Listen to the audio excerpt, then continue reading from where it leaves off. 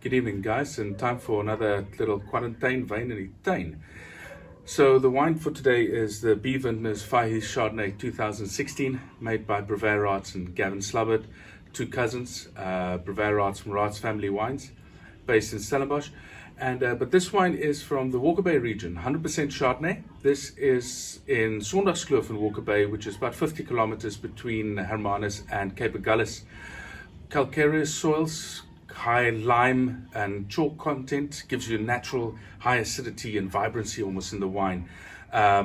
Absolutely beautiful, about 350 meters above sea level, so much cooler once again area of the country. The wine itself is on the nose. It's quite floral, it's got some pear, beautiful perfume to it, and on the palate the acidity is a little bit more present. It's more lime, it's tangerine, but the pear comes through in this beautiful dry mineral finish once again.